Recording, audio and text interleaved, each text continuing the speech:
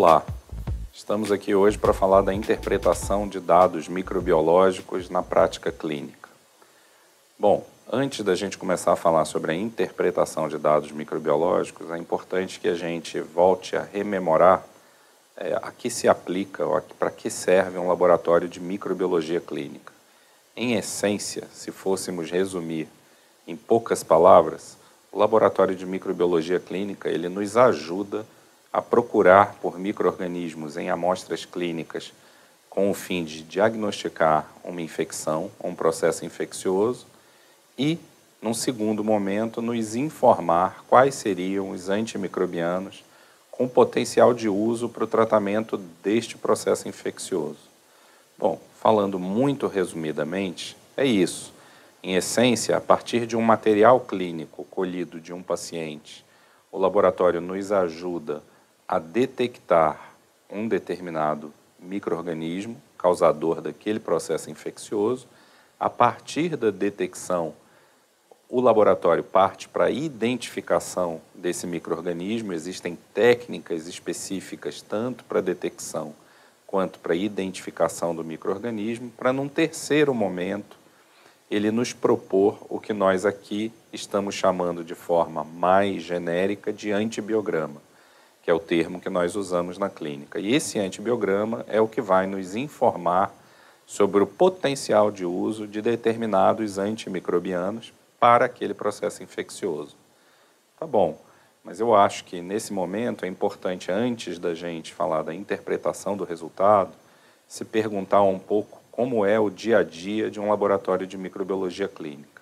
Nós, como infectologistas, e vocês, como alunos médicos, trabalharão intimamente vinculados aos laboratórios clínicos de uma forma geral, mas em particular aos laboratórios de microbiologia clínica para auxílio no diagnóstico de um processo infeccioso. Então, num primeiro momento, o dia a dia do laboratório de microbiologia passa pela coleta do material clínico. A coleta do material clínico, ela se dá por meio de materiais distintos ou insumos distintos para que a gente possa acessar sítios ou materiais clínicos distintos. Portanto, uma garrafa de hemocultura ou um frasco para coleta de hemocultura, ele é distinto de um frasco para coleta de material urinário, como é distinto do material de coleta de um suave nasal ou um suave retal e assim por diante. Então, a seleção do material de coleta é um passo essencial, uma vez que a coleta, se mal realizada ou mal indicada, vai impactar no resultado lá à frente que nós teremos do antibiograma. Vamos dizer que no primeiro dia, num laboratório de microbiologia clínica tradicional, ele vai receber as amostras, desde que essas amostras tenham sido colhidas dentro de regras ou normas para coleta de forma adequada. Ele vai semear essa amostra que foi recebida nos meios de cultura apropriados e ele vai, já nesse primeiro dia, executar a leitura de uma lâmina de exame direto. Hoje nós vamos focar a nossa discussão na interpretação de dados microbiológicos para infecções bacterianas. Portanto, um dos exames diretos mais utilizados é o GRAM, ou a coloração pelo método de GRAM, que nos ajuda a identificar morfologias bacterianas, muitas vezes das amostras colhidas no primeiro momento. Portanto, já no primeiro dia da coleta do material, nós já temos alguma informação sobre aquele potencial processo infeccioso. Mas prestem atenção que a seleção do meio de cultura apropriado passa pela correta informação ao laboratório da suspeita clínica. Portanto, não se pode semear, por exemplo, um material colhido de vias respiratórias, usualmente num meio utilizado para seleção de bactérias de trato gastrointestinal. A gente precisa direcionar os meios de cultura apropriados para os materiais apropriados.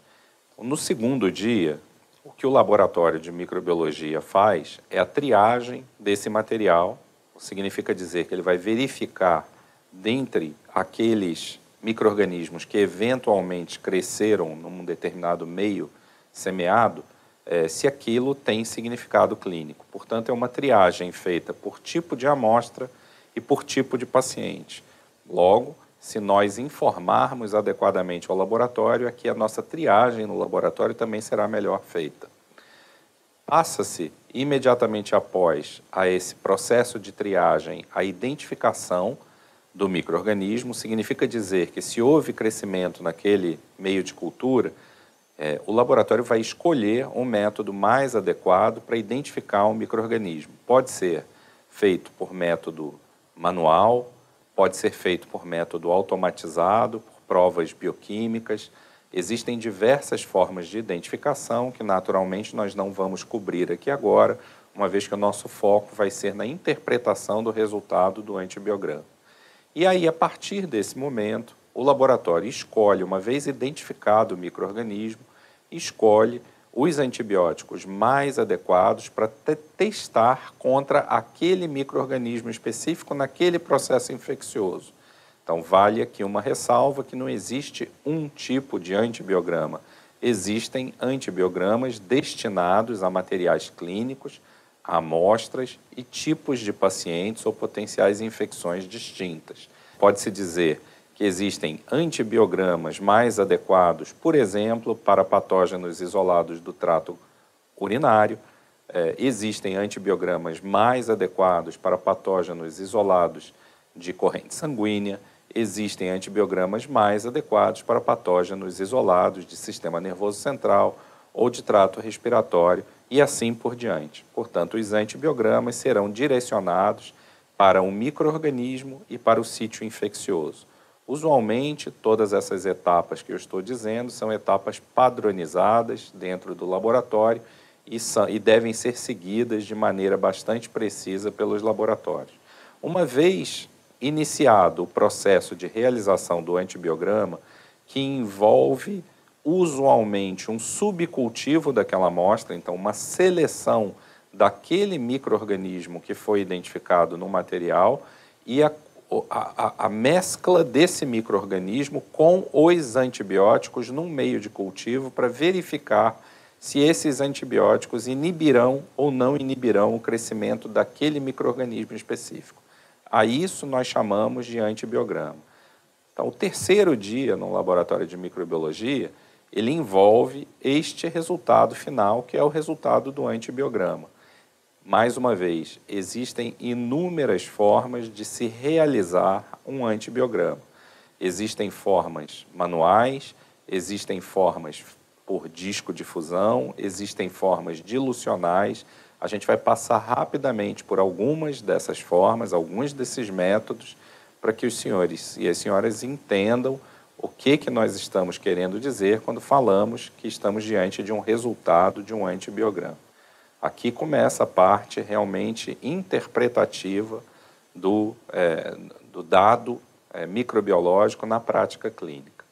Então, não existe, como eu disse, um antibiograma ou o antibiograma. Existem antibiogramas e cada laboratório clínico tem a liberdade para, dentro da sua rotina, do seu volume, da sua lógica de tratamento de amostra, escolher as metodologias disponíveis. Eu aqui represento as metodologias disponíveis de forma mais difusas, mais disseminadas no nosso meio, e dentre elas estão os métodos difusionais, ou método de disco de fusão, ou simplesmente chamado de método de Kirby-Bauer, os métodos dilucionais, usualmente as microdiluições ou macrodiluições, microdiluições mais usadas em alguns laboratórios clínicos, menos usadas são as macrodiluições. O teste epsilométrico, mais popularmente conhecido como E-teste, que é uma marca comercial, existem outros testes epsilométricos. Os métodos automatizados, eu vou mostrar para os senhores alguns desses métodos automatizados, e os métodos moleculares, por detecção de características moleculares ou genéticas específicas que nos permitem inferir sobre determinados mecanismos de resistência. Falando sobre o primeiro, o método de disco de fusão, desenvolvido há muitos anos atrás pelos doutores Bauer e Kirby, portanto conhecido como método de Kirby-Bauer, é um método muito prático, fácil de usar, flexível, amplamente utilizado nos laboratórios de microbiologia clínica, de baixo custo. Os antibióticos são impregnados em discos de papel de filtro. Esse papel de filtro é colocado sobre um meio semissólido de cultura, sobre o qual se semeou a bactéria de interesse. Portanto, se há a formação de um halo de inibição, subentende-se que esse halo de inibição daquele determinado antimicrobiano para aquela bactéria representa uma maior ou menor inibição do crescimento daquela bactéria e tem alguma correlação com o dado em vivo no ser humano que está experimentando aquela determinada infecção.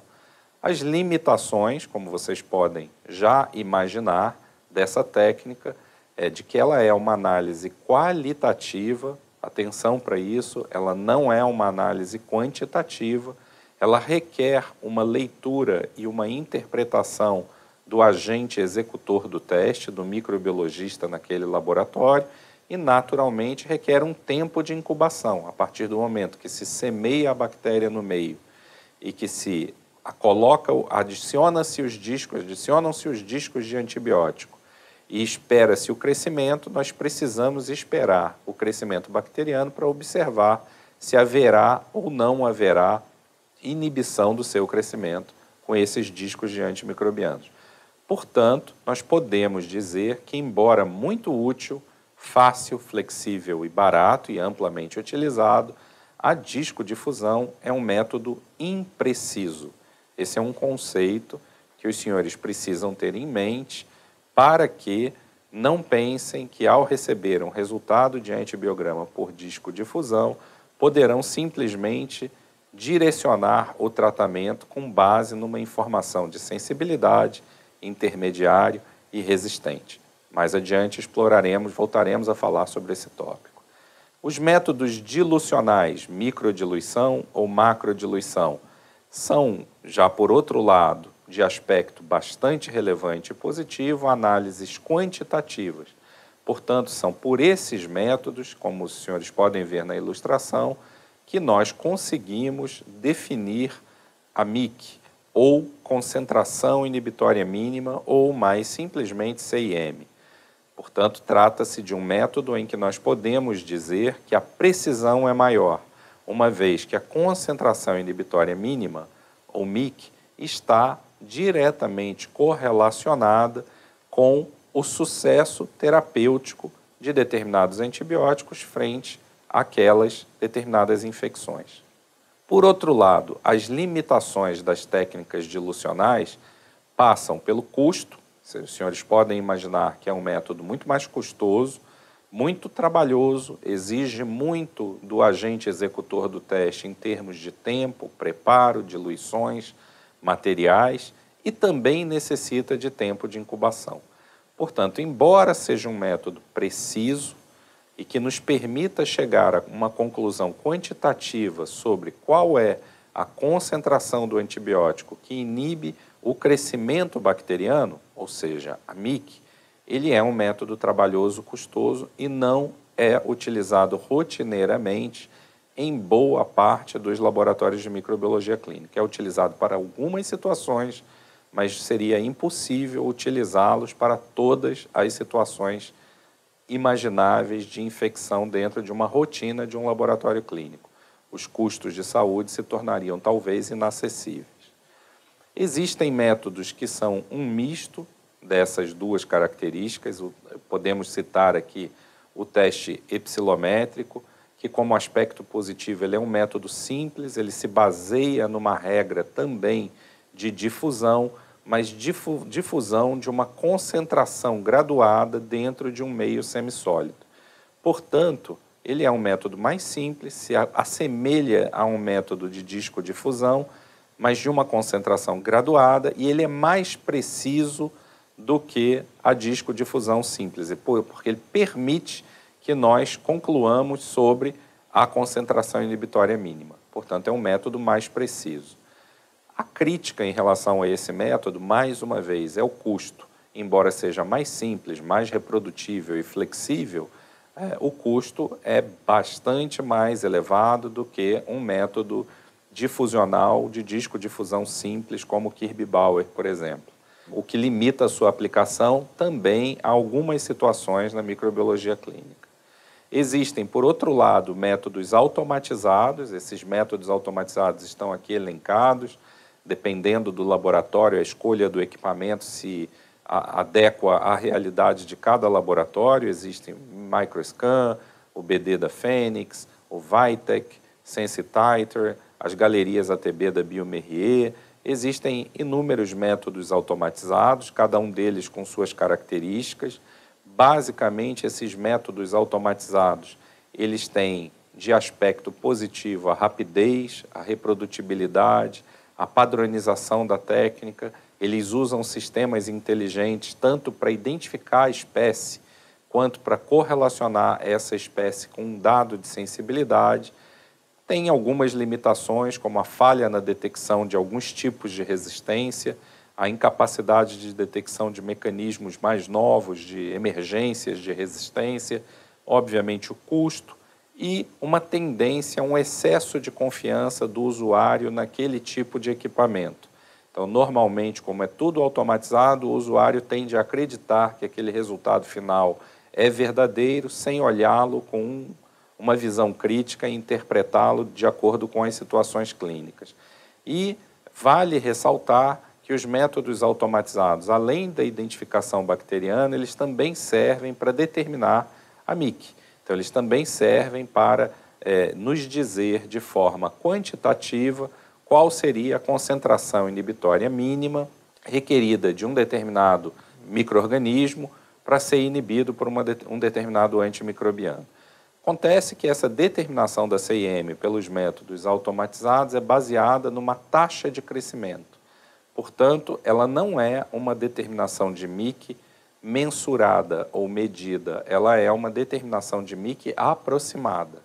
Então vejam que, mais uma vez, embora tenhamos um valor quantitativo a partir de métodos automatizados, esse valor quantitativo não expressa um número exato, expressa uma aproximação baseada em cima de uma taxa de crescimento.